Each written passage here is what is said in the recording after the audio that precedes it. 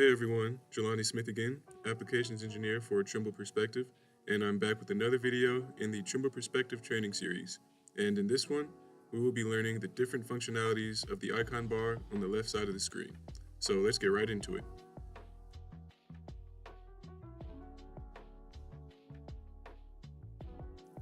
Okay, let's talk a bit more about the different views available within Perspective.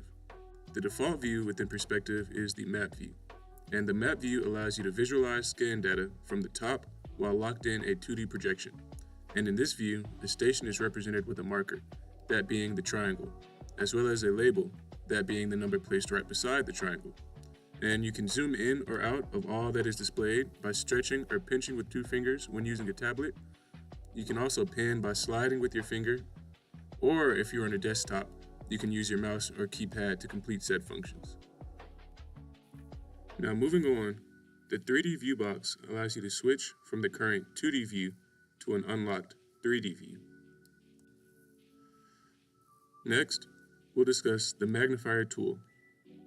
Now this toolbox allows you to load more points inside a specific area. And as you can see, I'm now able to view this portion of the playground with a higher level of clarity.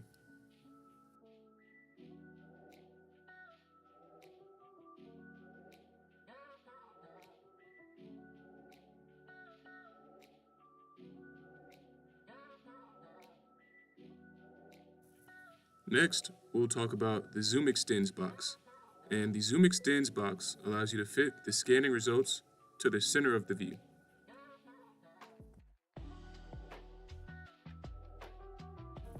Now, the Views box lets you display the scanning results from the top view, the right view, and the left view.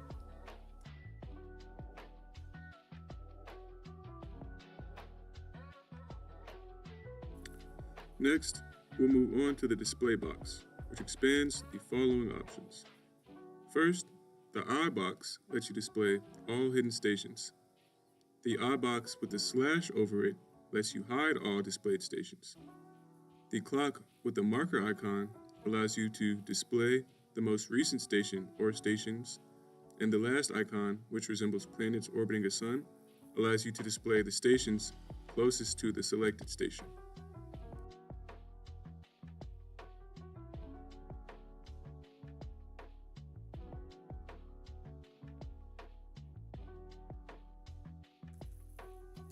The Options icon allows you to access the following options. The dark cloud icon allows you to hide all the points whose normal faces the screen, and a normal is the perpendicular direction from a plane. The white cloud icon allows you to display points of the scan data without any visibility filtering. The icon depicting 3 dots allows you to change the displayed point size. Next, the marker icon allows you to hide all station markers, labels, and registration links if included. The footnote icon allows you to hide all station labels. The pinpoint icon allows you to display all annotation or precision points.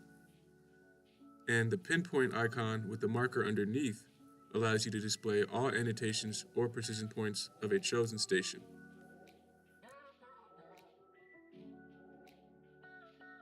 Next, we'll discuss the different color coding icons. The station color allows you to render the displayed points with 1 color per station. The scan color icon allows you to render displayed points with 1 color per scan. The grayscale intensity icon allows you to render displayed points using the grayscale defined by their intensity. The true color icon allows you to render displayed points using their real color. The color-coded intensity icon allows you to render displayed points with color-coded intensity. The color-coded elevation icon allows you to render points based on the height information found in the points. The registration set color icon allows you to render the displayed points with 1 color per group. Finally, the thumbnail in the bottom left corner allows you to move in and out of station and map views. When clicking a specific station, you are also presented with the option of registering that station, exporting it, displaying the stations nearest it, the station view, finding that station, or deleting it. As always, I thank you all for tuning in.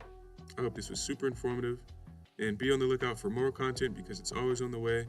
And until next time, see ya.